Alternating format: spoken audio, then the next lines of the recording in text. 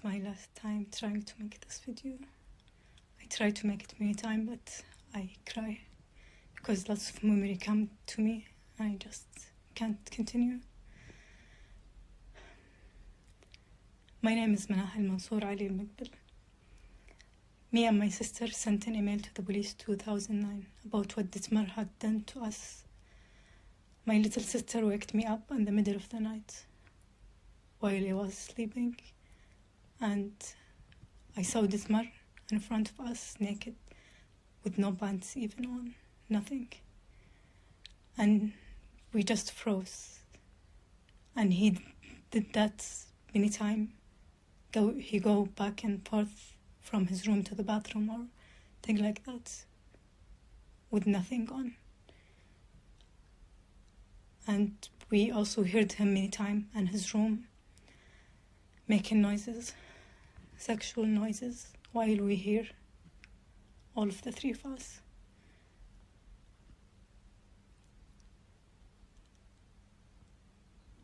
And there is also more things than that happened at that time, and till now things are happening. And now it's happening more because I start to talk. And every time we talk, they do these things to us. They attack us. They did this to my also little sister. They go to her work and they threat her. Not her practicum work. And they threat her to lose her job. Rana Ahmed Al-Aljibaji, she threats my little sister. And these things also have been happening to me right now, brutally. I'm being brutally attacked, sexually attacked. They call me name, they try to touch me. Not just try, they touch me many times.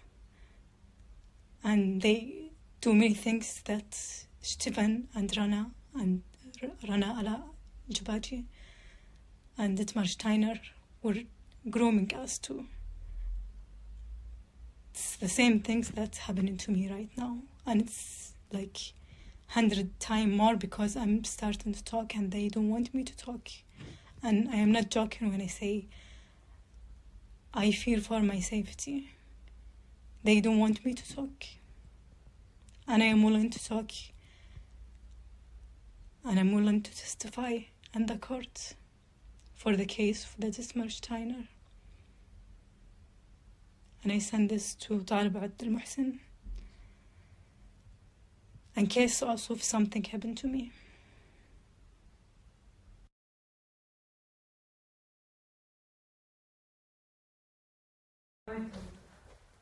Oh, that's nice.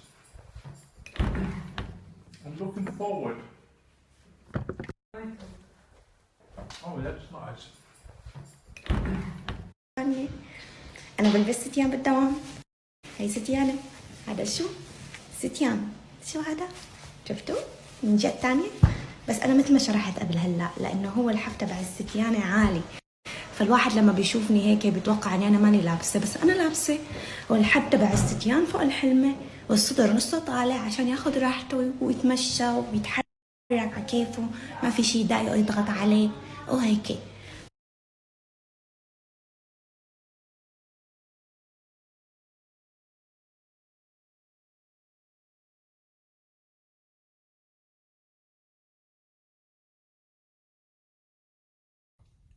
Hi, my name is Taleb Al Abdulmohsen.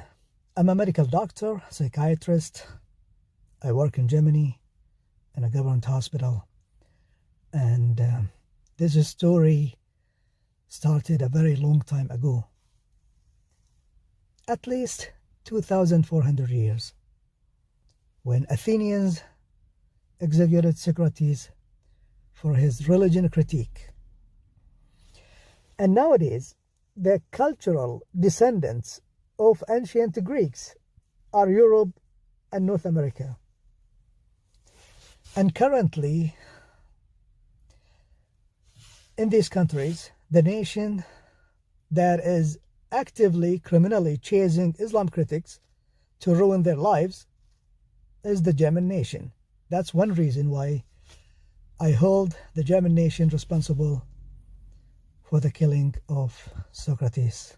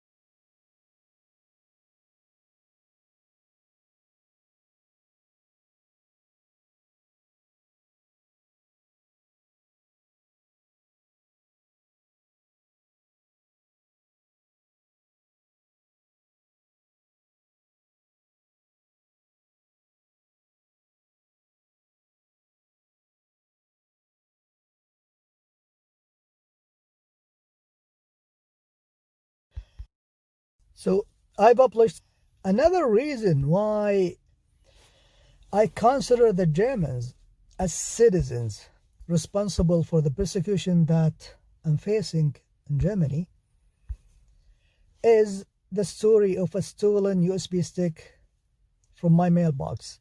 But this needs some philosophy to clarify my point. People usually contrast socialism with capitalism, but I think they should compare socialism with liberalism, or in this context, classical liberalism. Because when Europeans wanted to replace despotism, they created liberalism based on the question, does the government have the right to limit the rights of the citizen? Life, liberty, and property.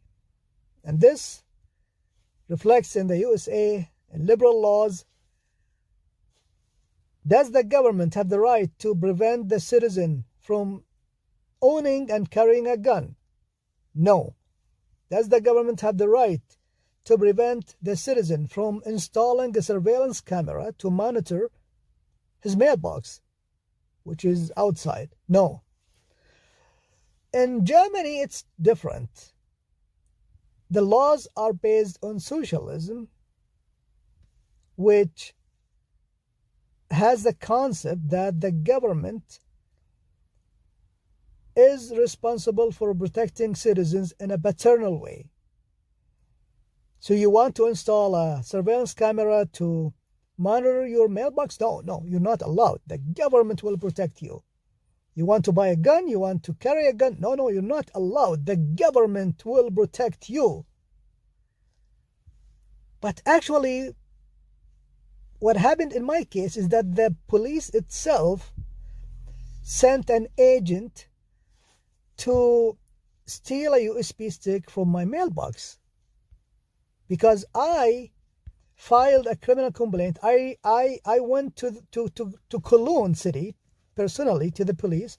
I filed a criminal complaint against Ala Al-Jubaji, which has the pseudonym Rana Ahmed, and I provided the evidence on a USB stick. What the police did is that they distorted my words. They destroyed a document that I signed, which is called Strafantrag. You can translate it into application for criminal penalty. They destroyed the Strafantrag that I signed personally, and then they claimed that I was confused and they did not understand what I was saying, and they wrote that they did not examine the USB stick. They did not open it at all. So they sent the USB stick to the prosecution, and the prosecution sent the USB stick to me. Look, it says here, a USB stick is attached, and the moment that the letter containing the USB stick landed in my mailbox, someone came and stole the USB stick only and returned the letter inside my mailbox.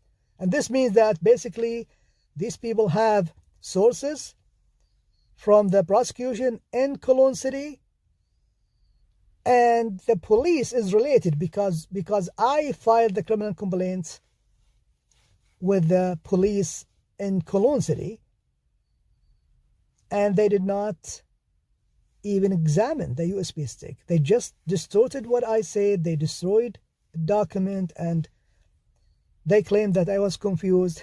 I work as a medical doctor in Germany in a government hospital, and they claimed that I was confused when I filed the criminal complaint. So the police in Germany would go so far to protect Ala Al-Jubaji from justice,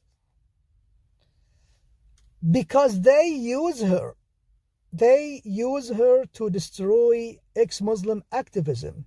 They use her to abuse ex-Muslim asylum seekers and refugees in Germany. And by the way, today I sent the details of this story to Rare Foundation, Al-Qist Organization, Human Rights Watch, and Don Mina Organization.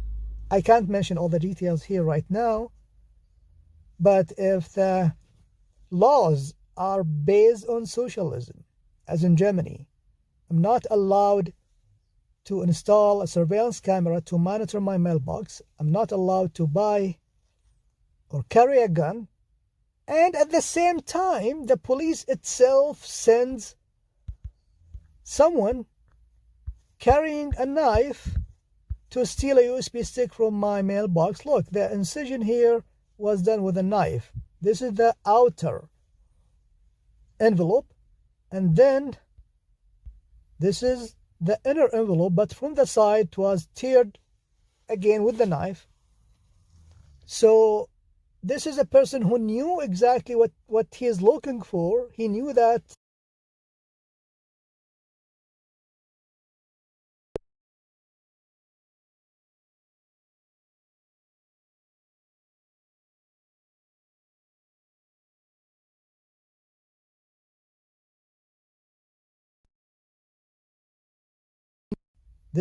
this is the inner envelope. Some of the details in this video, go and watch it, please. So I published some of the details in this video. Go and watch it, please. I also published some evidence in my pinned tweet. It's the beginning of a long thread. It's in Arabic, but you can translate it easily. And it's about the most corrupt asylum organization in the world. This is the German name. In English, it's Atheist Refugee Relief. And I spent almost 9 years as an asylum activist helping asylum seekers and refugees all over the world. And I got countless reports about crimes and suspicious activities committed by this organization, compared to 0 reports about all other asylum organizations in the world. And I reported most incidents to the German police or prosecution, but there was no serious investigation at all. And instead, actually, the German authorities started committing crimes against me to prevent bringing these people to justice. So this is Taleb Al talking. in case also if something happened to me. This is Manal talking about the abuse that they committed against her, and this is her sister. That's nice. Oh, that's nice. I'm looking forward. This was Dietmar Steiner, a founder of this corrupt organization, abusing the sister of Manahil, and this is أنا بنفست يا بالدوام هاي ستيانة. هذا شو؟ ستيان. شو هذا؟ شفتوا؟ من جهة تانية. بس أنا مثل ما شرحت قبل هلا لأنه هو الحف تبع الستيانة عالي. This was Ala Al-Jubaji, aka Rana Ahmed, a founder and the icon of this corrupt organization. This video, she published it publicly on her Snapchat, showing her during work at workplace Mamunuva Cologne, wearing work uniform, showing her breast and describing her nipples. So this is what she is doing in public.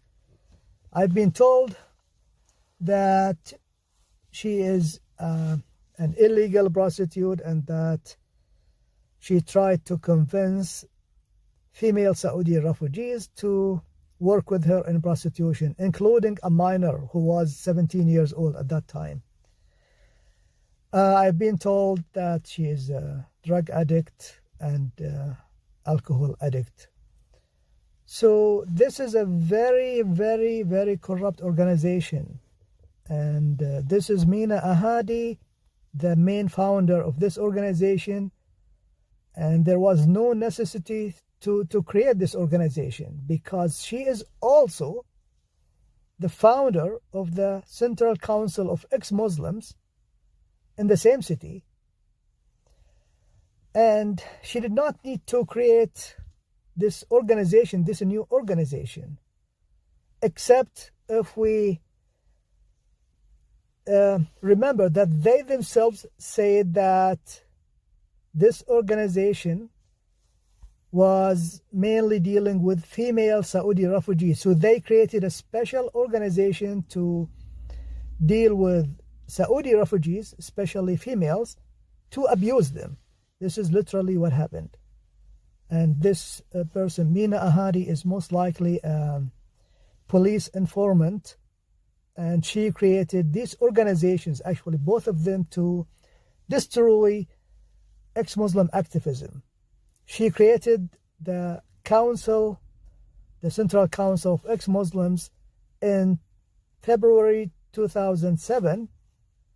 And just 1 month after that, the magazine, the German magazine Der Spiegel, published the cover showing the story of silent Islamization of Germany.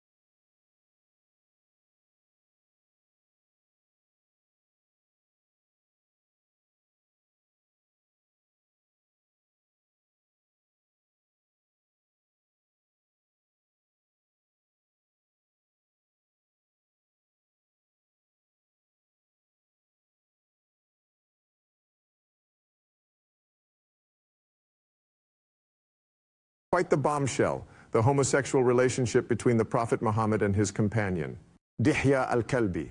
Now, the first to float this theory was Dr. Taleb Al Abdulmohsen.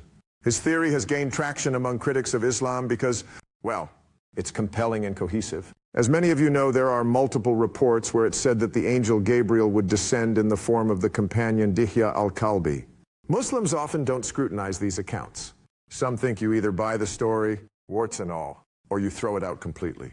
It's like if your grandma told you she saw a fairy in the dark and had a chat with her. That doesn't necessarily mean she actually saw a fairy, nor does it mean she's making it all up.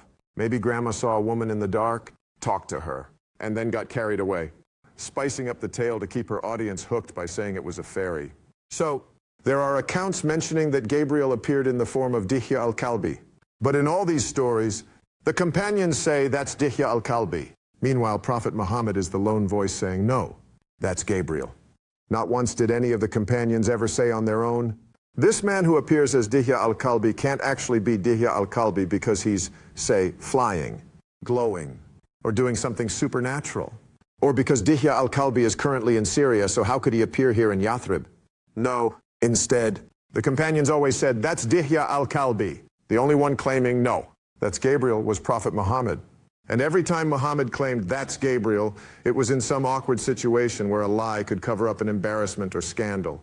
Gabriel never showed up as Dihya al-Kalbi in the middle of a battlefield slaughtering pagans, with Muhammad saying, look, that's Gabriel.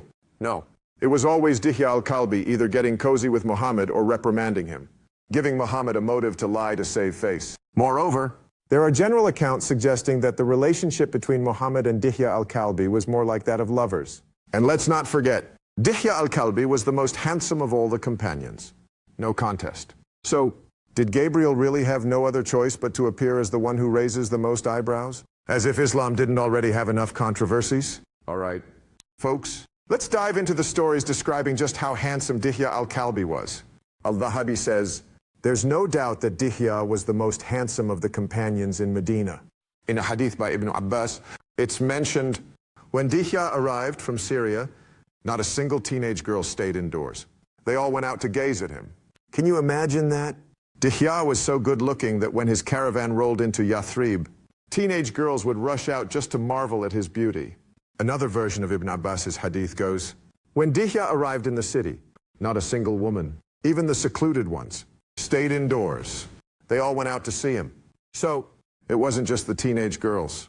Even the adult women, who typically stayed indoors, would leave their homes just to feast their eyes on Dihya al-Kalbi. According to Al-Futuhat al-Makkiyah, Dihya's beauty was so overwhelming that when he arrived in Medina and people went to greet him, any pregnant woman who saw him would immediately miscarry. Wow. Of course that's an exaggeration, but it highlights just how unparalleled his beauty was. And in Al-Umdah by Al-Aini, it's noted that Dihya used to walk around with his face covered to avoid causing women to be infatuated with him. So, there's no disagreement. Dihya al-Kalbi was the kind of stunningly handsome man who could captivate women to the point where he became a legend for his looks. Let's not forget that the Kalb tribe inhabited the area stretching from the outskirts of the Levant, what's now southern Jordan, to Tayma in Saudi Arabia. Before Islam, this region was under Roman influence. To appreciate the beauty of the people from that area, recall the hadith where the Prophet Muhammad told a companion on their way to Tabuk, join us in battle, and you'll gain the daughters of the Romans. Or he said, the daughters of the fair-haired, meaning blondes. So, if the girls of Tabuk were blondes, imagine the girls of Al-Qurayat on the Jordanian border. And imagine the girls of Jordan. All these areas were Roman territories. From this region, renowned for its beautiful inhabitants, came Dihya al-Kalbi. Even today, in Saudi Arabia, if a Jordanian student attends a middle school, he becomes the talk of the school. Incidentally, I remember the story of a Lebanese student studying at a middle school in the village of Al-Qara in Al-Ahsa. Every young man in the village had their eyes on him. Even the school principal would call him to his office and lock the door for hours to be alone with him. The situation escalated to the point where the village chief, along with several men from the village, went to the Ministry of Education demanding the principal's transfer. The ministry complied. This story is significant, so let's delve into the topic. Hudhaifa says, people used to visit the Prophet whenever they wanted before the veil was mandated. Before I continue, let me clarify this part. This is common knowledge among those familiar with Islamic heritage. Before the veil was imposed, The companions would enter upon the Prophet Muhammad without permission, even if his wives were present. Then the veil was mandated, and entering required permission.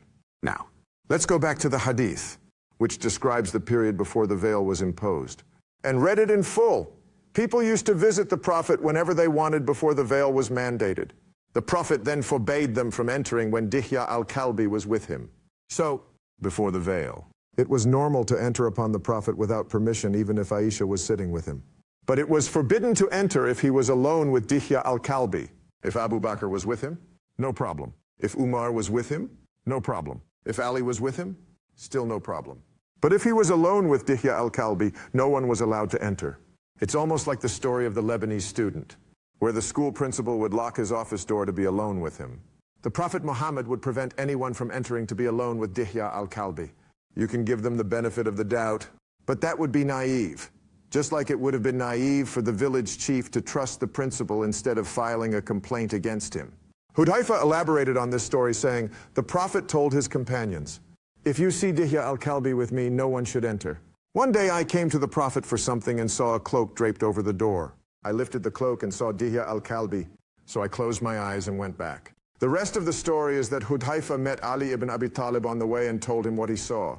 They both went to the Prophet, and Ali saw the same thing Hudhaifa had seen. But before we get to that part, let's mention another version of Hudhaifa's account to understand why he closed his eyes. One day, I approached the Prophet for something, hoping to find him alone. When I reached the door, I saw the cloak draped over it. I lifted the cloak and was about to enter as we used to do, and there was Dihya sitting with the Prophet. And the Prophet was asleep with his head in Dihya's lap.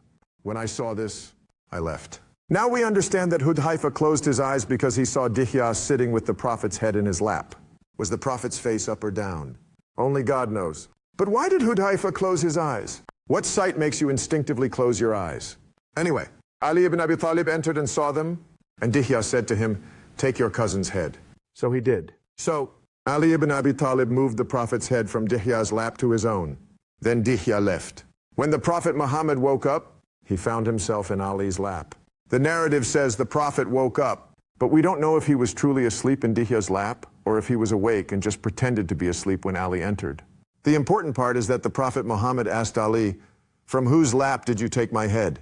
Ali replied, from Dihya al-Kalbi's lap. The Prophet then said, that was Gabriel. Sure, Gabriel. This Gabriel didn't show up when the Prophet stood on the rock calling people to his new religion, but he appeared when Muhammad was napping in his lap.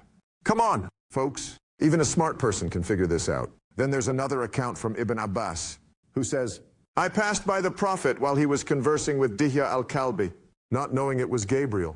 When I returned, the Prophet asked me why I didn't greet them. I replied, I saw you conversing with Dihya al-Kalbi, so I didn't want to interrupt. The Prophet said, you saw him? I said, yes. The Prophet said, it will take your sight away and return it to you at your death. Notice in this account, Ibn Abbas says he saw Dihya al-Kalbi. He didn't say he saw Gabriel. The claim that it was Gabriel came solely from Muhammad. More importantly, Ibn Abbas didn't greet them, as if he saw something suspicious. But the Prophet Muhammad didn't know if Ibn Abbas had seen anything or not. So he asked him. When the Prophet confirmed that the young Ibn Abbas had seen what happened, he said to him, you will go blind, and your sight will only return at the moment of your death. This was clearly an attempt to use suggestion to cause blindness. Medically, one type of blindness can be caused by psychological factors similar to suggestion. The Prophet Muhammad tried to use suggestion to make Ibn Abbas go blind and scared him by saying that if his sight returned, it would be at the moment of his death. It's as if Ibn Abbas saw something so serious that Muhammad tried to cause him to go blind. What did Ibn Abbas see? Did he see the Prophet Muhammad engaging in sexual activity with Dihya al-Kalbi? By the way, Ibn Abbas narrated the same story that Hudhaifa narrated. Ibn Abbas said the Prophet was in his house, and Ali ibn Abi Talib came to him in the morning. When he entered, he saw the Prophet in the courtyard with his head in Dihya al-Kalbi's lap, and the rest of the story is known. The Prophet Muhammad woke up and said it was Gabriel. This means that Ibn Abbas was well aware of Muhammad's deep relationship with Dihya al-Kalbi. And then there's the famous story you all know, where a man came to the Prophet Muhammad in the midst of his companions and asked him, what is Islam? What is faith? What is excellence? The Prophet answered his questions as if he were a student. At the end of the conversation, the Prophet said, that was Gabriel in the form of Dihya al-Kalbi. According to the narration of Abu Dhar and Abu Huraira, Dihya al-Kalbi would say to the Prophet, "Come closer, Muhammad," and kept repeating it until the Prophet was close enough. Then Dihya placed his hand on the Prophet Muhammad's knee. In Umar's narration, he said, he brought his knees up to his knees and placed his hands on his thighs. So, it seems from this story that Dihya al-Kalbi had some kind of hold over the Prophet Muhammad, allowing him to pull him close and touch him in front of the companions, leaving Muhammad with no choice but to claim it was Gabriel. All right. Folks, buckle up. Here's a juicy bit from the annals of history. After the Battle of the Trench, Dihya bursts into Muhammad's house, yelling, "Have you put down your weapons? Get out there and fight Banu Qurayza." Muhammad jumps up so fast it spooks Aisha. So, it turns out, Dihya al-Kalbi was calling the shots, giving Muhammad a hard time for dragging his feet. After Dihya storms off towards Banu Qurayza, Muhammad asks Aisha, "Who did you see?" Aisha says, "I saw Dihya al-Kalbi." Muhammad goes, "No, that was Gabriel." Next, Muhammad heads to Salama and asks her the same question. She also says, "I saw Dihya al-Kalbi." This time, Muhammad just clams up. Then he strolls into the mosque, which is just a wall away from the house, and tells his companions, "Gabriel came to me and ordered me to attack Banu Qurayza." Salama overhears this and figures out it was Gabriel. Notice how Muhammad tells Aisha it was Gabriel, but he can't pull the same stunt with Salama because she's got some experience under her belt. He can't lie to her face. On the way to Banu Qurayza, Muhammad sees some companions and asks, "Who passed by you?" They answer, "Dihya al-Kalbi." And he says, "No, that was Gabriel." The kicker? This so-called Gabriel shows up in front of everyone on the road for no reason, but vanishes when they reach the fortress of Banu Qurayza. No one says Gabriel fought in the battle. No one says the Muslims had an easy win. Basically, Muhammad was embarrassed by Dihya chewing him out and covered it up by claiming it was Gabriel. The whole Gabriel story is just a way for Muhammad to dodge these awkward moments with Dihya al-Kalbi, who had some serious dirt on him. And here's another tidbit from the writings of Ibn Taymiyyah. He mentions that a faction of Muslims claimed Dihya al-Kalbi was a beardless youth, and that Gabriel used to visit the Prophet Muhammad in this form. Muhammad would tell Gabriel, "I only want you to come to me as a beardless youth." In other words, Muhammad preferred to see Dihya, who Gabriel supposedly took the form of, without a beard. So, to sum it up, the Prophet Muhammad didn't like seeing Dihya unless he was a beardless youth. Here's another juicy bit. Dihya himself recounted a conversation. "I said, 'O messenger of God, should I not get you a mule by breeding a donkey with a horse so you can ride it?' The Prophet replied, 'That is done by those who do not know.'"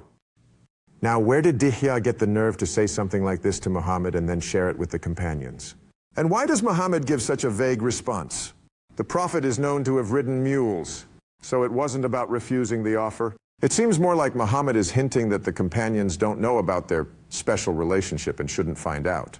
And let's not forget about the gifts exchanged between Muhammad and Dihya al-Kalbi, which were like the gifts lovers give each other. Dihya said, "I gifted the messenger of God a woolen cloak and a pair of sandals. He wore them until they were worn out." He also said, "I came from Syria and gifted the Prophet some dried fruits, pistachios, almonds, and cakes." Osama bin Zayd mentioned, "The messenger of God gave me a thick Coptic garment that Dihya al-Kalbi had gifted him, and I gave it to my wife." So it seems Dihya al-Kalbi was gifting Muhammad some fancy clothing, perhaps even women's clothes. There's also a narration from Fatima hinting that Dihya al-Kalbi might have gifted Muhammad some perfume. The bond between Muhammad and Dihya al-Kalbi was so strong that Dihya arranged for his niece to marry the Prophet. He sent her to Muhammad, but she died on the way. Muhammad never met or knew her, but Dihya on his own accord married her off and sent her to him, only for her to perish before reaching Yathrib. Then, Dihya married off his sister to Muhammad and sent her too, but she also died en route. There's also the well-known story that after the Battle of Khaybar, Muhammad told Dihya al-Kalbi to choose whatever he wanted from the spoils. Dihya chose Safiya, the most prized woman among the captives. Muhammad then took her from Dihya, a situation that didn't happen with anyone else but Dihya al-Kalbi. And then there's the story of Dihya's caravan arriving from Syria to Yathrib in the 10th year of Hijrah during Friday prayers. The congregation slipped out of the mosque, leaving Muhammad with fewer than 10 men behind him. When interpreting why the worshippers sneaked out, no one brings up Ibn Abbas's account of people being eager to see Dihya al-Kalbi. The incident is mentioned in the Quran, which states that the companions left Muhammad standing in the middle of the Friday prayer. Commentators claim that the companions went out to buy goods at a good price. But there's no consensus that the caravan belonged to Dihya al-Kalbi. Some sources consider him merely an escort in that caravan, not its owner. And we already know from Ibn Abbas's hadith that the girls of Yathrib would come out when Dihya arrived in town. So there's a possibility that the companions left Muhammad because they were eager to see Dihya al-Kalbi. Ibn Asakir, in his History of Al-Mazza, notes that Ibn Abbas mentioned Dihya converted to Islam during the time of Abu Bakr. This can only be understood as Dihya al-Kalbi having left Islam after Muhammad's death, then reconverted after losing in the wars of apostasy. This explains why Dihya didn't play significant roles after Muhammad's death. So why did Dihya al-Kalbi initially renounce Islam? It's clear he only converted superficially. Deep down, he couldn't buy into it. Not when he had Muhammad's head in his lap in a way that made Hudayfa cover his eyes and retreat. It's a tale of Muhammad's moral corruption. But let's use it to promote tolerance of homosexual relationships in Islamic communities. Maybe this way, Muhammad can earn some merit that might lift him out of the bottom of hell.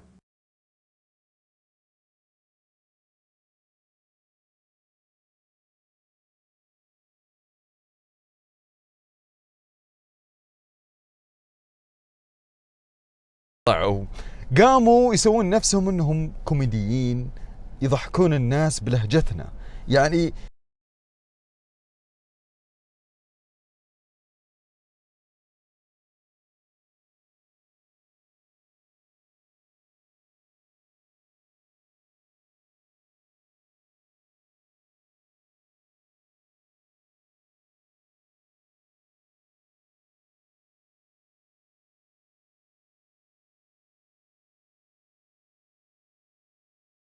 لا يسمح لهن اللعب.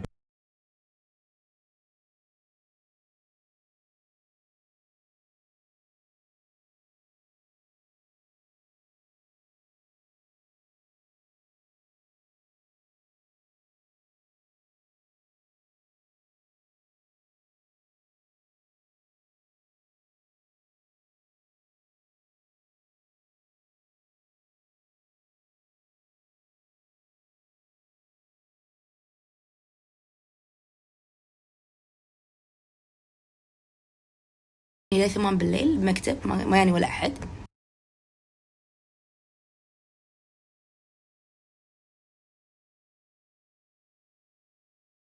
والعودة إلى دمشق يخلصنا منها، وهذا ليس في قدرات الجولاني ولا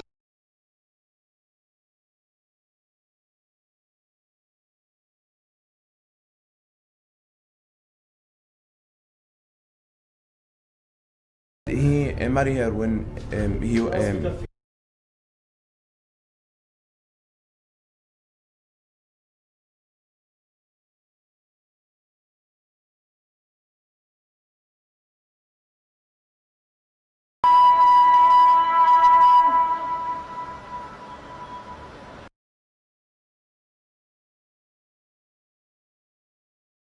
society, understand? So be careful this book. This book is danger to society, understand? So I will fire this book. I will fire this book. I will fire this book, understand? I will fire this book. It's danger to society. It's very danger. Understand? I will fire. This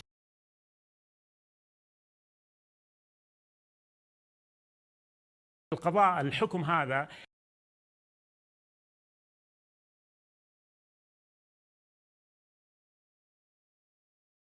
أيوة الشواذ أيوة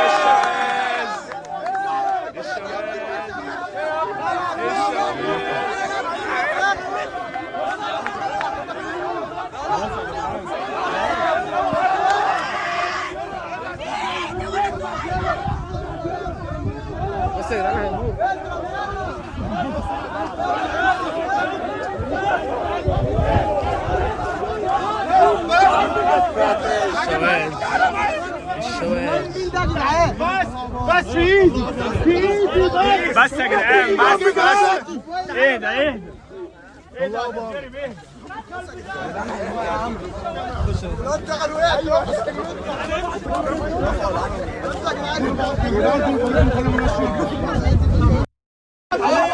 ايوه الشوارع.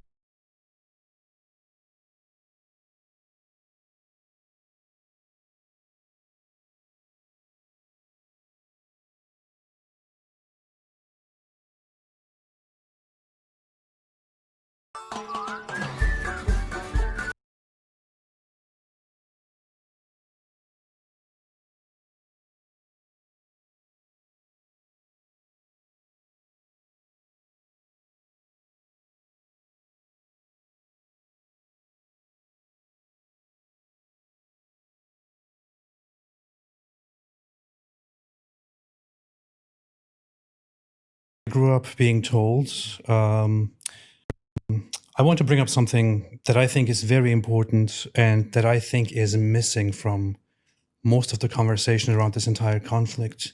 And you know it very well. I grew up being told, and I'm sure you did too, that in the possible near future, as Prophet Muhammad said, we Muslims will fight the Jews, and we Muslims will kill the Jews until the Jews hide themselves behind a rock or a tree, and a rock or a tree will say, "O Muslim, servant of Allah, there is a Jew behind me, come and kill him." Except for the Karkat tree, which is the tree of the Jews. I heard this when I was a little child. I went to my friends in Germany, growing up as a Muslim kid in Germany, telling my friends about it and seeing them shocked. And I didn't understand at that point how messed up that was. I'm pretty sure that you heard that as well from early childhood. And so do other people growing up where you grew up, right? Yeah, well,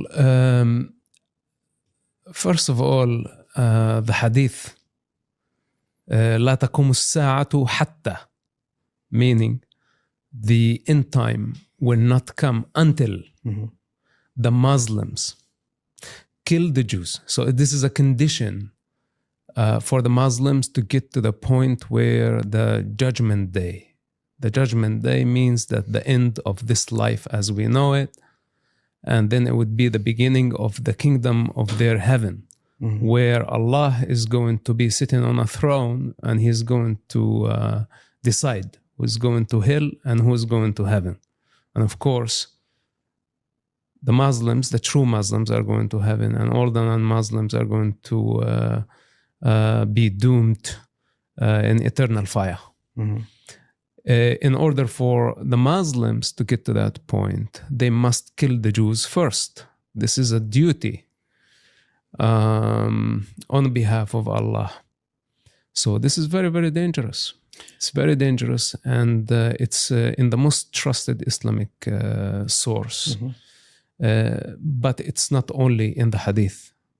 It's also in the Quran. And it's also in the Hamas Charter. And it has been part of the conflict the entire time. I know that the so-called reasonable Fatah, for example, in Judea and Samaria, or also known as the West Bank, they have been preaching this hadith to Muslims in the mosque. Just a few weeks after October 7, 2023, they had it in during their Friday prayer. The imams were instructed to tell the people this hadith again, and that this will come true regardless of what happens now. So what's very, very upsetting to me, honestly, is you and I both know that there is a very, very messed up and very deep Jew hatred that is deeply entrenched in the religion, and that is possibly the main reason for this entire conflict. But people don't realize it. Even in Israel, when I went to Israel, it looked to me as if most Israelis don't see and don't agree that Islam is the problem, which is so weird, because I grew up my entire life learning that Israelis are demons and the worst people and that we have to kill them and so on. And there are Israelis saying, "Oh no, Islam is not the problem." Why do you think this is? The Jewish people don't want to accept the fact that a religious majority, some 20% of the population of Earth, hate them. But this is not going to actually cancel the threat. The threat is there. The facts are there. Muslims have been acting on it for 14 centuries.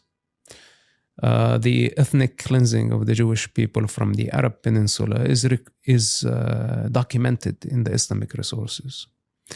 The Islamic hatred in the Quran, dehumanizing the Jewish people, degrading them as inferior beings. They're not even humans, according to the Quran. They are apes and pigs. At the beginning, they were God's chosen people, but now they are outlaws. Now they are disobedient. And the duty of the Muslims on earth is to punish the Jewish people. What a coincidence, what we are dealing with in the Middle East right now. And all those who deny the religious connection, and they say this is a misinterpretation of a peaceful religion. Either they are ignorant, they haven't studied the topic, or they are in denial, or they are liars. They are liars because they have something to lose or they have something to gain. And this is the type of people who have been pushing the Islamic agendas. But in the meantime, people like us, we have to deal with the Islamic violence as the majority give them the cover. And this is where I say it for what it is. They like it, they don't like it. This is the truth, and I can support it with facts.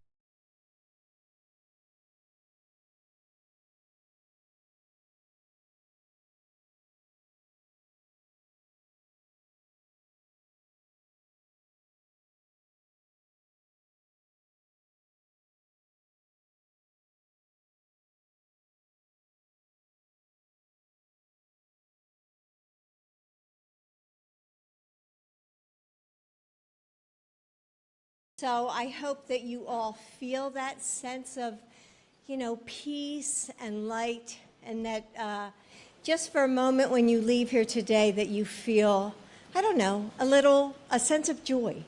Because I think we all need we all need to feel joy now during this time of the season, during this time. So anyway, okay, now I'll start. You're all reading into that. So I hope. Hello. How are you? Hi. Happy holidays. Hi. Happy Christmas. Yes. And when we all sing happy tunes and sing Merry Christmas and wish each other Merry Christmas, these children are not going to have a Merry Christmas. How dare we speak Merry Christmas? How dare we? And when with the intention that they would undo the protections of Roe v. Wade, and they did as he intended. Oh, you guys are at the wrong rally.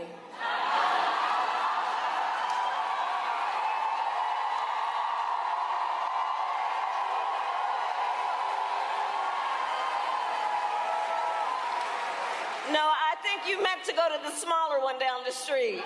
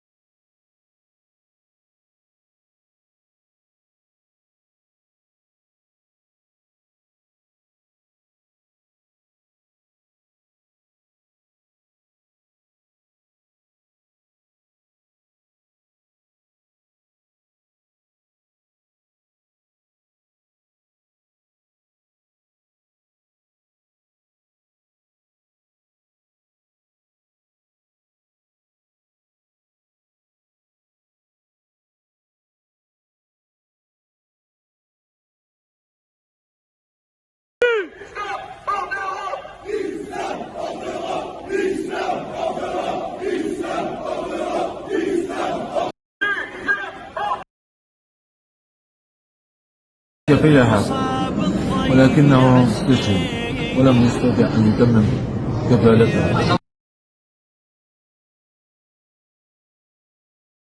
Interior Minister Nancy Faeser has sentenced David Bendels, the editor-in-chief of the alternative media outlet Deutschlandkurier, to fines of 480 daily rates, which is very intense because it's over 5 times the amount that is required for a criminal record in Germany. And for what? For posting this exact meme accusing Nancy Faeser of hating free speech. The irony would be funny if it wasn't so tragically dangerous, because if David refuses to pay these fines, then he may go to prison. But here's a catch. I spoke about this case multiple times on my channel now, and then I had a phone call with David 2 nights ago. And he told me that his wife was worried, that she didn't want him to put himself into any further trouble and risk getting into more complications with the authorities. But that's just not how David operates. Yes, we are aware how dangerous it is to live under a tyrannical state. And to face the truth, that's what we're heading towards in Germany. But suddenly David said, I'm gonna post it again. Let's post it again and let's make it English for the entire world to see. And at first I was at a loss for words, because I had these 2 conflicting thoughts spiraling in my head, and I am shocked to tell you that the first one was, that's way too risky. While you're still on trial, David, why? But then immediately afterwards, the second thought followed. Who am I? What kind of coward am I to deny myself and David to speak the truth? Nancy Faeser made it so obvious that she hates free speech by banning free speech. So what is David supposed to do? Lie under oath? At some point, we all have to confront the question, am I going to be sitting back comfortably, watching the injustice unfold around me? Am I going to be waiting for someone to make the first move? Because I can't sacrifice my safety. Or am I going to be the one who makes the first move? Am I going to be the one who's brave? And I've decided to be brave. That's the entire point of why I'm here, why I am doing what I'm doing. And I think David made the right decision. I myself have faced multiple instances of political persecution over these last years, starting when I was only 19 years old, by state authorities and the mainstream media, which is taxpayer funded and state compliant. I was rather naive back then, not thinking much about when I was confronting the left and just questioning a few mainstream ideologies that didn't quite make sense to me. And suddenly I was attacked as a racist and potentially even a Nazi, which are terms that I never wanted to identify with. I grew up as more of a liberal, or rather I went to a school that was full of liberals. I wanted to ask questions, and I was not indoctrinated by anyone to do so. It was not just the natural development of me realizing that if I want freedom, which was always a very high value for me, then I needed a way to protect my freedom. And when I saw our freedoms being attacked, I wanted to do something about it. When I saw that certain questions were banned from being asked at all, for example, about the migration crisis, why are we letting all these people in? Why are we not facing the reality of the consequences? Why are we not questioning the potential dangers of mass immigration? Why is our free speech being banned? Why am I not allowed to upload certain videos on YouTube? Why am I not allowed to question climate change? Why am I not allowed to engage with the scientific community and have an actual debate about scientific topics, which has always been something that is very dear to my heart, because at the core I started with being a science nerd. I feel like we all have a natural instinct to ask questions. Not only should we be allowed to do so, but rather we have a moral obligation towards our friends and family. Because when we see injustice being done to our freedom of speech, they could be next any moment in time. So you need to take action now, so that your future children can't be harmed by a tyrannical government. And that's why David Bendel says, tyranny relies on the compliance of cowards. I choose to be brave. I will not bow down to Nancy Faeser's attacks. I will do everything in my power to fight for free speech. I hope this inspires you, because we have the potential to change the world for the better now, to pave the way for an even greater future. We have so much ahead of us. We're going to Mars. We can't go to Mars if we get stuck in tyranny and bureaucracy on Earth. And therefore, I encourage you to fight, fight, fight.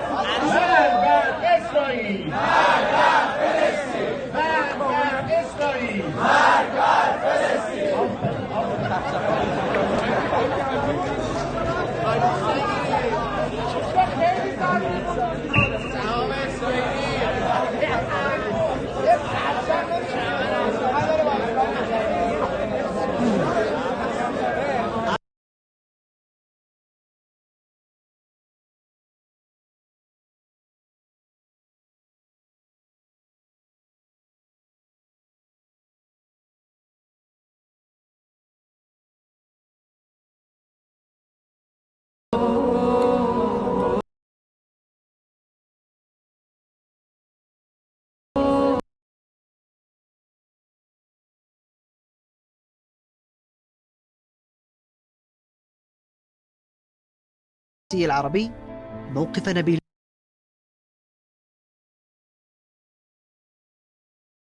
لا يرى نبيل ذلك من هذا المنظور.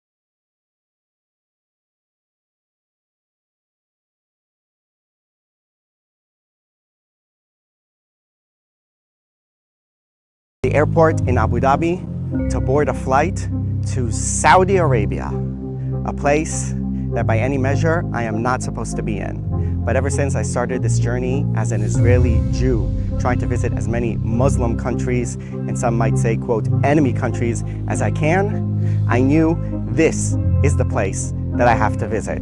So here we are, everyone, alone in Saudi Arabia. Where are you from? US. US. US, America. America. Oh, America? America good. America good? Aywa. Okay, thank you. So there's the entrance to the Nabi Mosque. That green dome, you won't find many Jews who have visited as many mosques as I have, but this is something else. Okay, transformation is complete. We're going to the cave Bani Haram. They say this is the place that the Prophet Muhammad stayed in for several nights and prayed during the Battle of the Trench. This mountain is known here as Mount Sela. And the Hebrew Bible mentions Mount Sela. It's supposed to be in the kingdom of Edom, which is in modern-day Jordan. But according to Muslims, it is here in Saudi Arabia and relates to a passage in the book of Isaiah, the prophet Isaiah from the Bible. The villages that Kedar inhabits, let the inhabitants of Sela, this Mount Sela, sing. Let them shout from the top of the mountain, describing the scene of the coming of a messenger of God. And thus, for them, that is an early indicator of the coming of the last prophet, the Prophet Muhammad. And it's another example of the intertwining of our religions, Judaism and Islam. Thank you very much for following me on that grand journey and this amazing journey in Saudi Arabia. I really love this country. Maybe I'll be able to come back one day after a possible normalization agreement. If that happens, that would be a dream.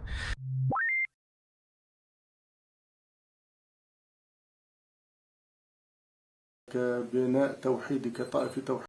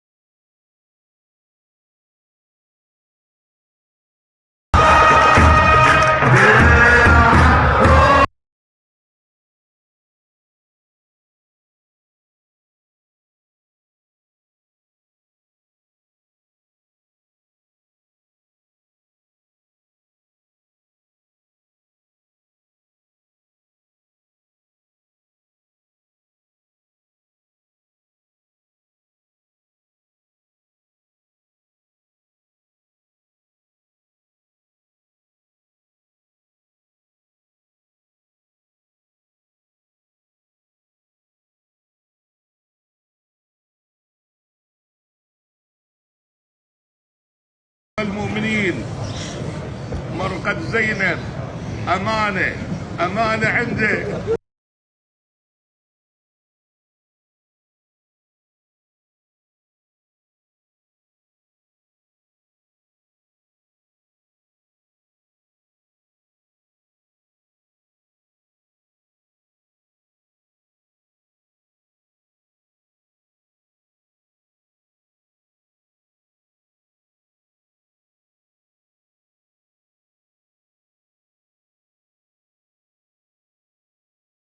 But I didn't want to admit that as a Muslim. A funny example. If someone asked me if I believed in ghosts, I would say I only believe in the Islamic jinns because they're real. Ghosts aren't real. But angels, Burak, heaven, hell, Gog and Magog, Allah's throne on waters, Satan, shooting stars that chase the devils, ants that talk to each other, animals all going on a boat together, Moses splitting the sea, and so on are all real. None of this is real. It's all made up fables. And I can finally admit that, and it sits well in my mind. Islam is full of ludic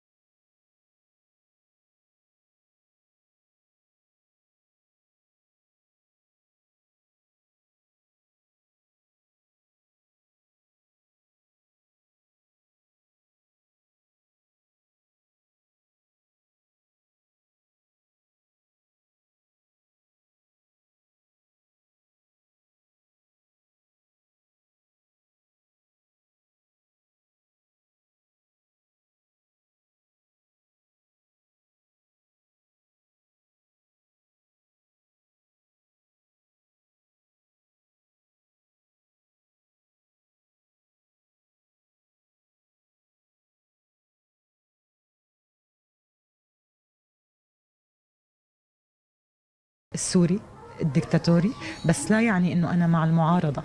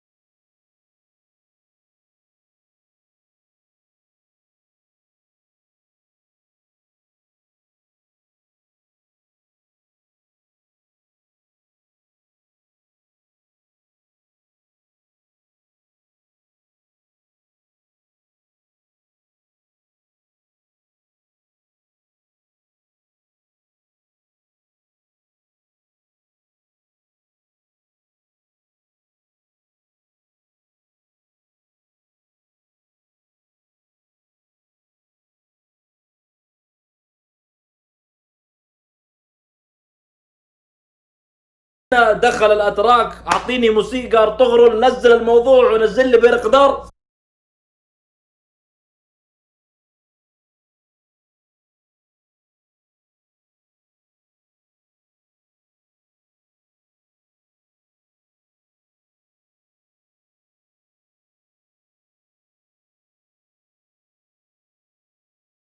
Picture on here. Wait. You're not prepared for this. No one is. No one's prepared for this, okay? This is a picture of me and my ancestors, alright? Our ancestors, actually. هذه صورة لي أنا مش ancestors بالعربي نسيت. أنا وأهلي. No. Anyway.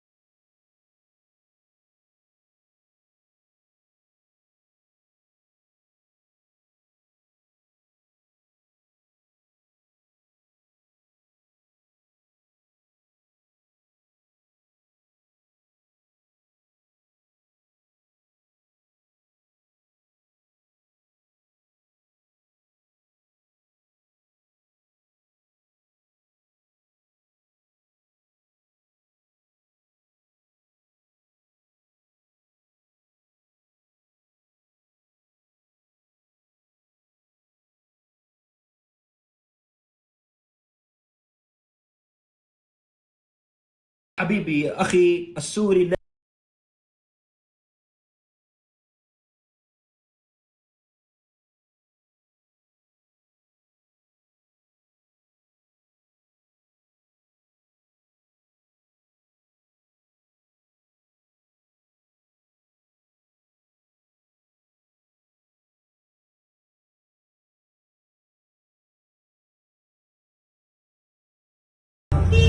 هي على أساس شخص اسمه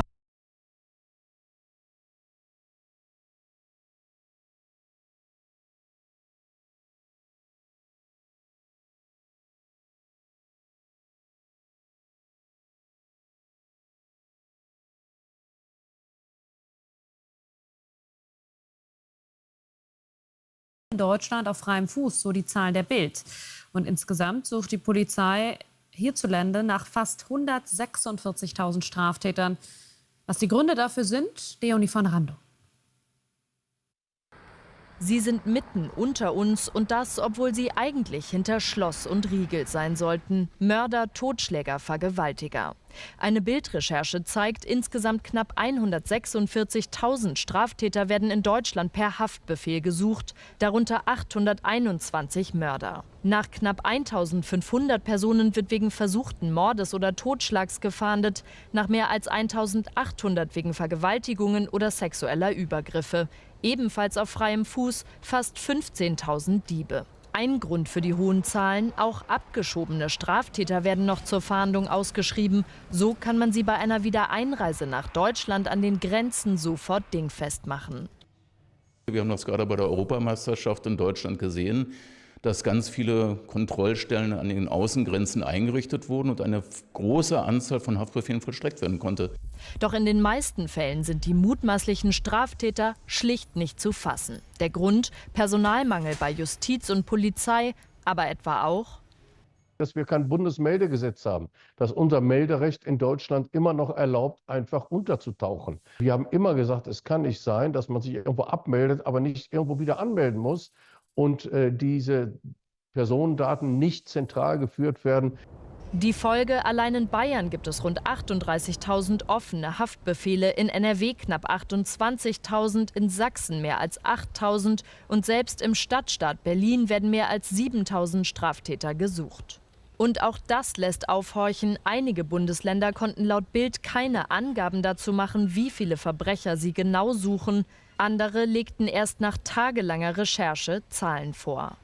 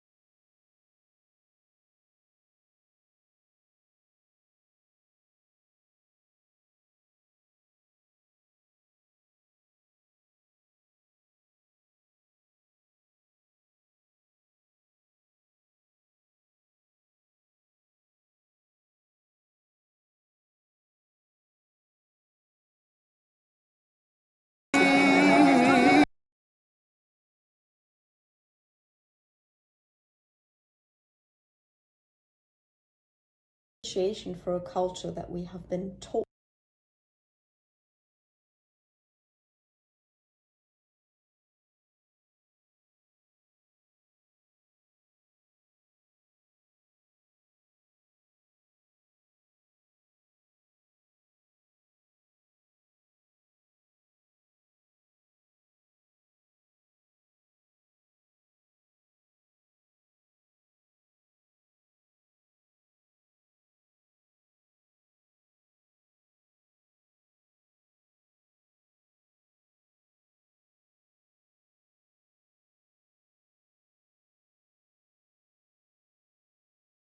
Regime, this is a historic day for the Middle East.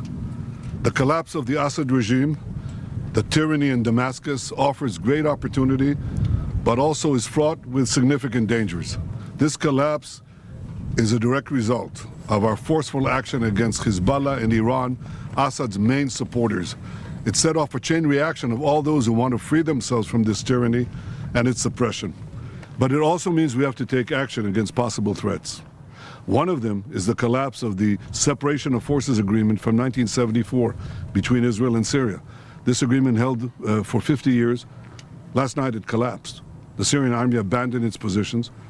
We gave the Israeli army the order to take over these positions to ensure that no hostile force embeds itself right next to the border of Israel.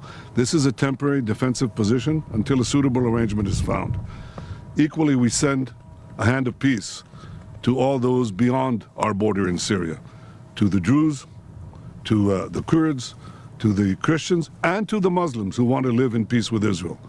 We're going to follow events very carefully. If we can establish neighborly relations and a peaceful relations with the new forces emerging in Syria, that's our desire. But if we do not, we'll do whatever it takes to defend the state of Israel and the border of Israel.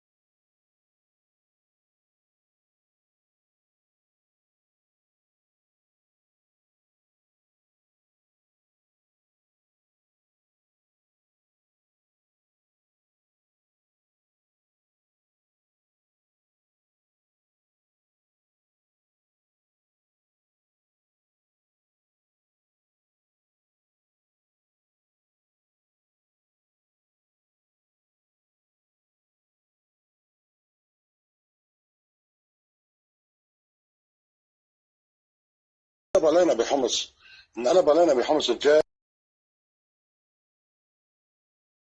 عليكم ورحمة الله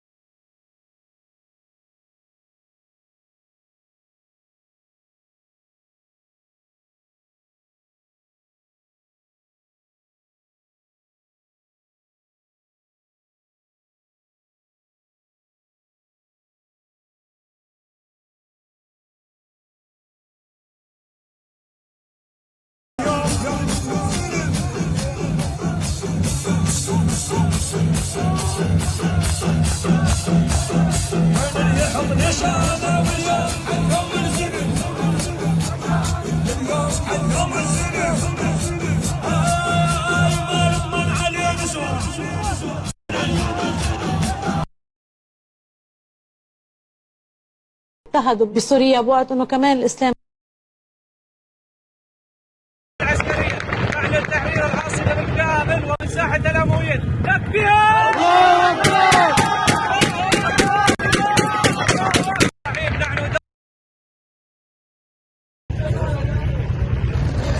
شخالي شخالي يابا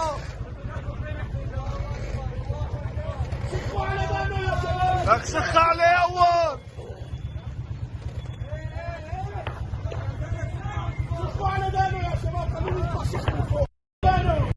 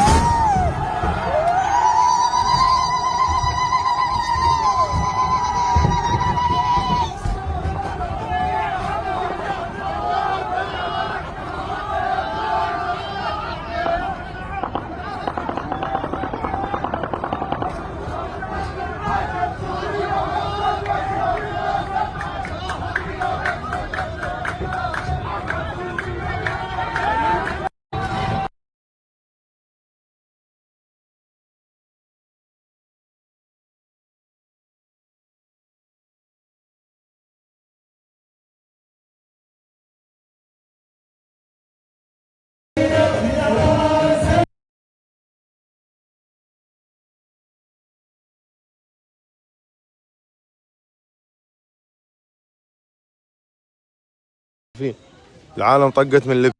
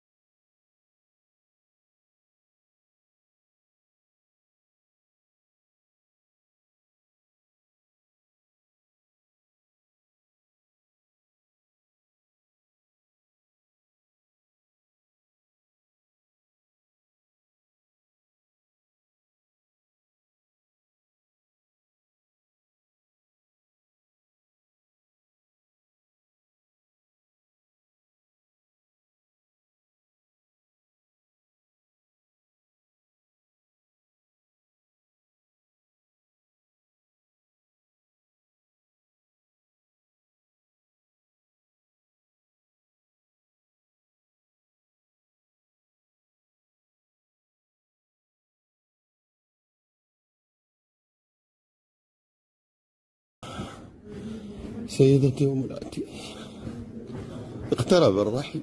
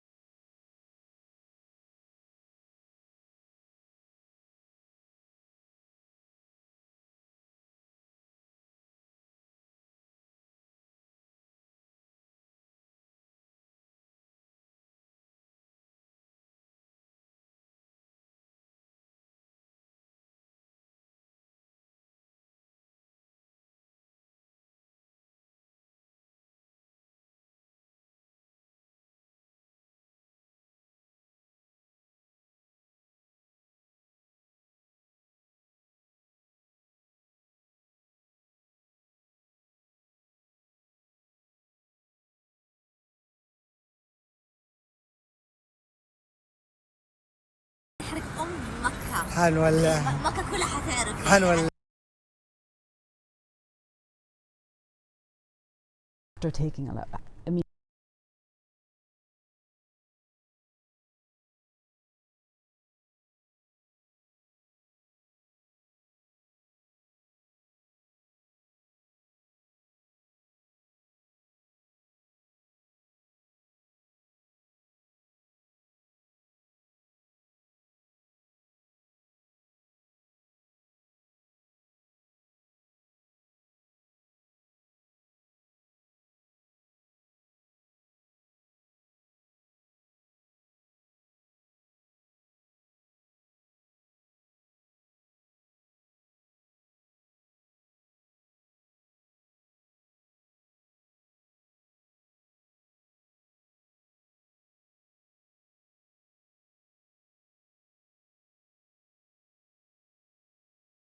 عليكم ورحمة الله وبركاته.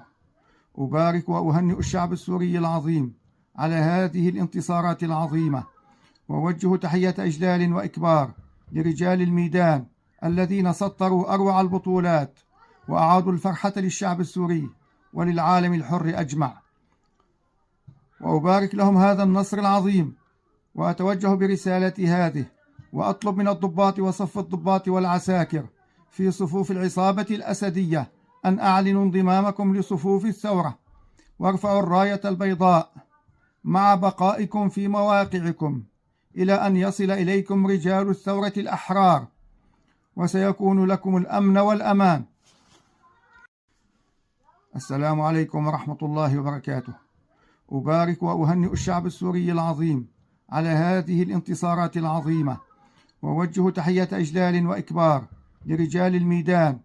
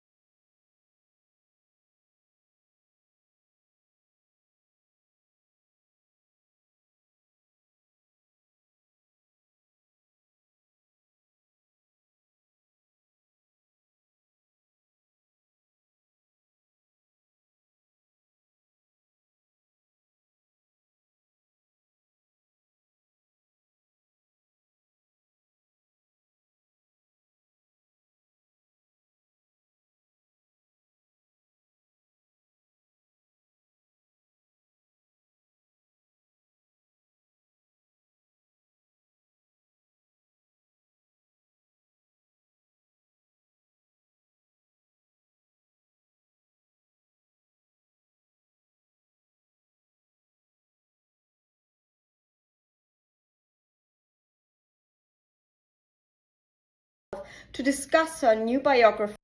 The trophy for the greatest lack of self-awareness and hypocrisy goes to Angela Merkel, who just met up with Obama himself to discuss her new biography with the title Freedom. So let me tell you a little bit about why Angela Merkel is a vastly underestimated political influential figure who almost destroyed Germany forever. Angela Merkel is not only the first woman chancellor, but also arguably the worst choice for a chancellor since the GDR, which is the abbreviation for the formerly socialist part of Germany in East Germany.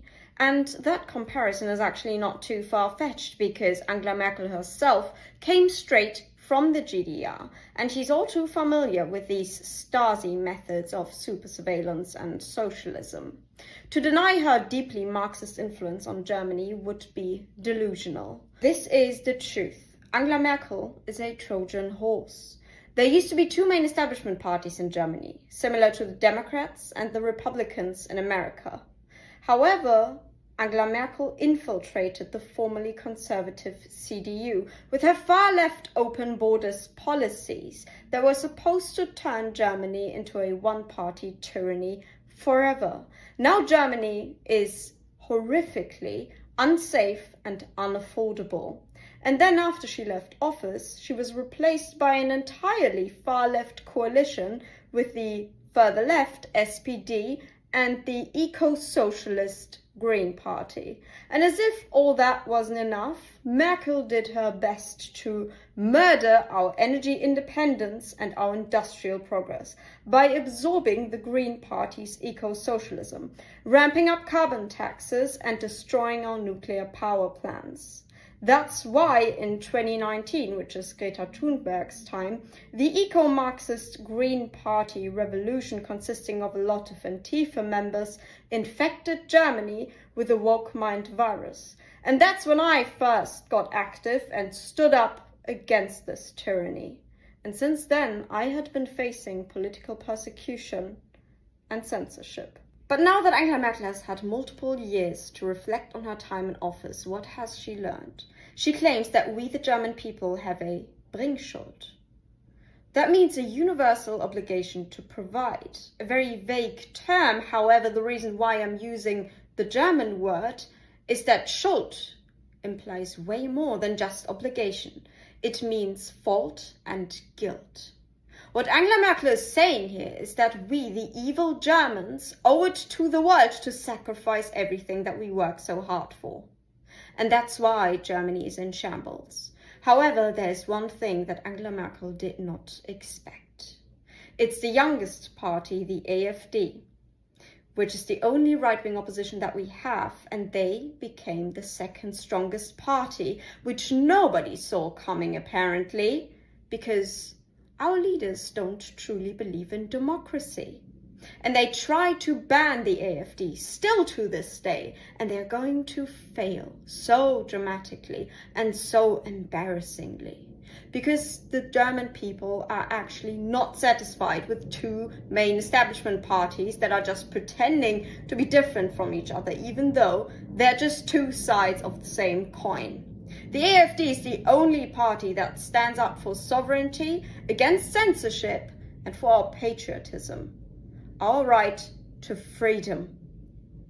But the only way that we can defeat the state propaganda and the mainstream media, which is taxpayer funded, is if we eradicate and outcompete it. And that's why we use X. X is the last chance for Germany to win everything back that Angela Merkel sacrificed to the satans of tyranny.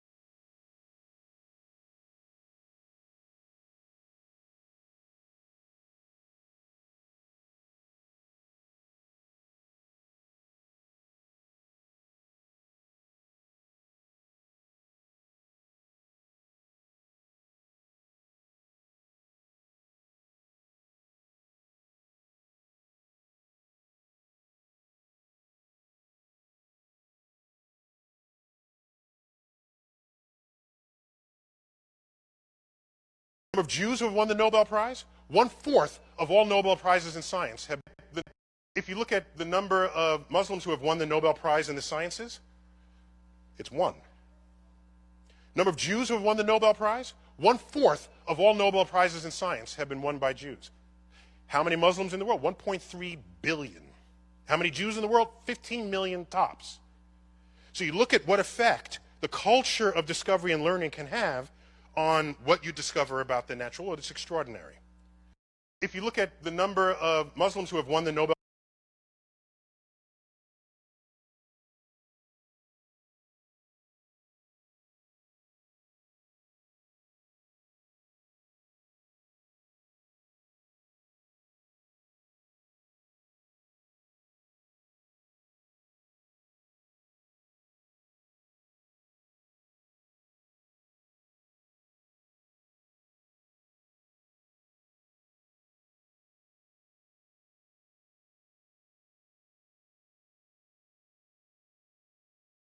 es eigentlich ist, auf die Straße mit Kopftuch rauszugehen. Gut, damit die Kinder halt, die das, also bei denen ich das jetzt dran mache, halt Erfahrung sammeln, wie das eigentlich ist, auf die Straße mit Kopftuch rauszugehen. Selina Lebsack wird heute erstmals ein Kopftuch tragen. Ganz wohl fühlt sie sich dabei nicht. Auch ihre Lehrerin Katrin Riekermann ist gespannt. 6 Schülerinnen haben sich freiwillig für das Experiment gemeldet. Bereits beim Aufsetzen der Kopfbedeckung fühlen sich einige zunächst unwohl. So ganz ohne ist das Projekt dann doch nicht, obwohl es nur um einen Rollentausch geht. Geschlossener fühlt sich das an, ja. Fühlst du dich auch jetzt so beobachtet oder so komisch? Ich fühle mich angeguckt, kann ich eher so sagen, ja. Und fühlst du dich auch unwohl? Ein bisschen fremd. Fremd ist das, ja. So vom Gefühl her, das macht mit mir ganz viel, diesen Rassismus im Kopf zu haben, weil ich stelle mir jetzt vor, ich bewege mich ja nicht so, sondern passendes Outfit wäre ein schwarzer Mantel und ich sehe mich also mit so einer Handtasche von meinem geistigen Auge durch die Stadt gehen. Nach dem Unterricht geht es dann in die Innenstadt von Lünen. Heute soll das Experiment 1 Stunde dauern. Wie werden die Menschen auf das Kopftuch reagieren? Für Selina Lebsack ist das nicht ganz einfach. Ich überwinde mich schon, ja. Ist da eine gewisse Angst, Respekt oder wie würdest du das beschreiben? Respekt könnte ich eher schon sagen. Respekt vor was? Vor den ganzen Blicken, die einem zugeworfen werden. Neben den 6 Mädchen hat sich auch Mitschüler Dominik Lasak freiwillig gemeldet und geht als Beobachter ein wenig dahinter. Sein Blick richtet sich mehr auf das Umfeld. Wir haben gemerkt, wie Leute sie skeptisch angeguckt haben, vor allen Dingen ältere Leute oder als sie auch in den DM reingekommen sind, haben mich auch eine Gruppe angesprochen und hatte gefragt, ja, was soll denn das hier? Da habe ich gesagt, ja, ein Kopftuchprojekt von unserer Schule. Da haben sie gesagt, ja, bleib mir doch mit dem Mist weg. Der heutige Tag hat den Schülerinnen trotzdem Spaß gemacht, auch wenn alle angespannt waren und sie die 1 Stunde unterwegs mit dem Kopftuch als anstrengend empfanden. Bis Mittwoch nächster Woche werden in dem Experiment der Geschwister Scholl Gesamtschule noch weitere Erfahrungen gesammelt.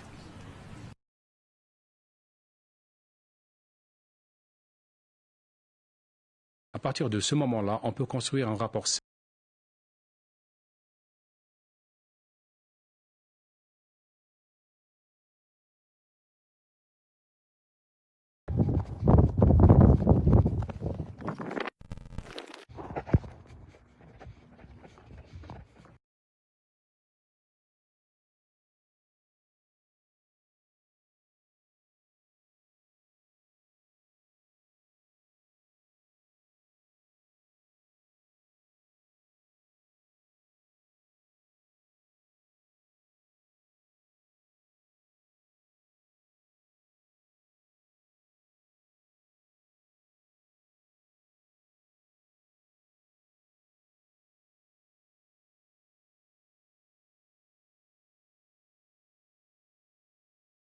الله يخليك يا اخي الله اكبر خليك الله اكبر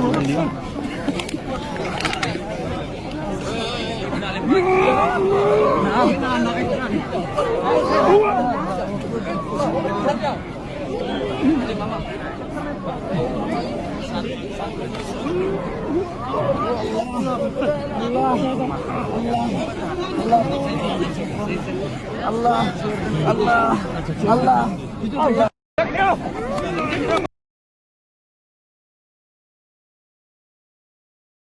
ايوه. عندك مطعم صغير؟ ما يعني مطيعم، ما مطعم. مطيعم. بس على الإعلانات.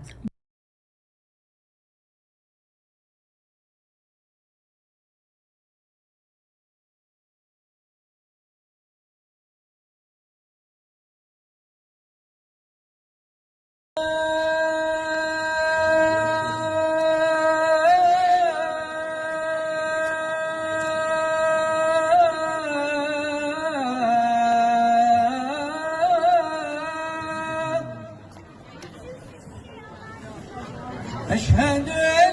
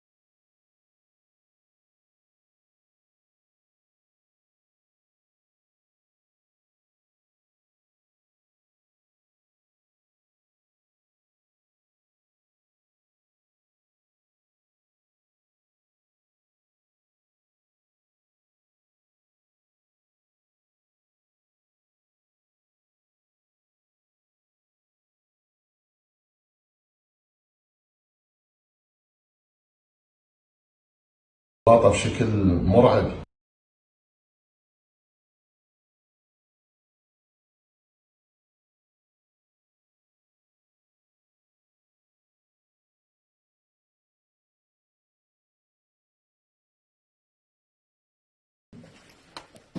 حزب الشيطان. شوفوا يا شباب، حزب الشيطان الشيعي. خان شيخون فكروا خنازير الخميني انه بده يسووها شيعي وتصير حسيني، فشلت.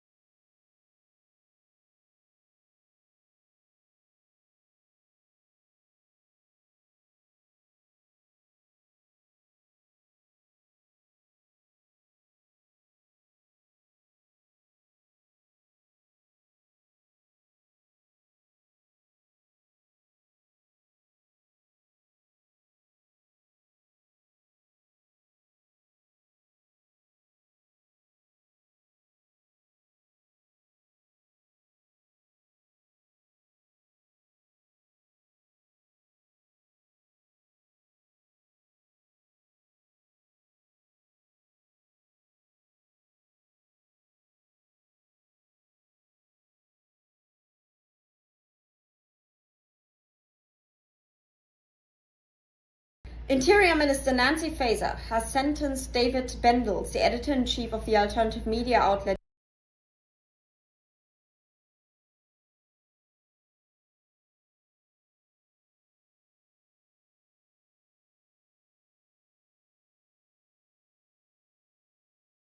I have ever seen from any government.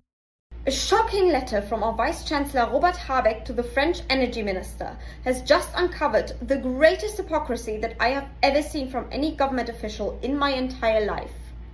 And I have so many mean words burning on my tongue right now. I'm not allowed to say a single one of them. Because by German law, paragraph 188, it is illegal to insult a German politician.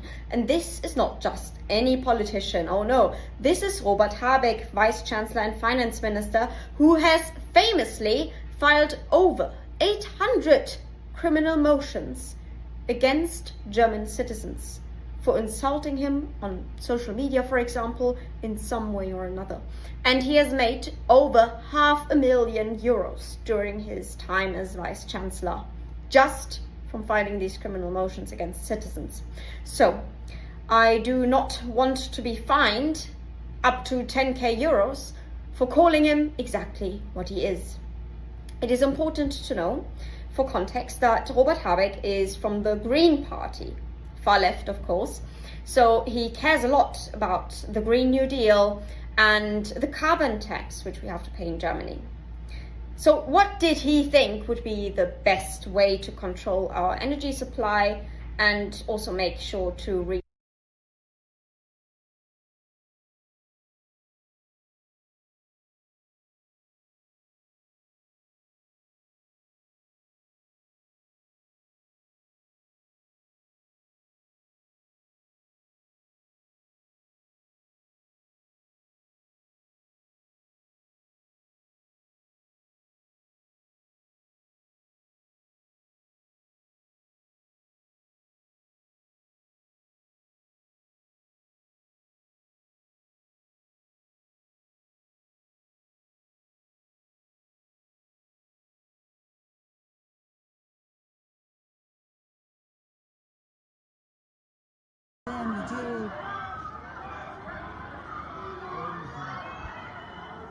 هي بنسوان خير شوكولاتة كمان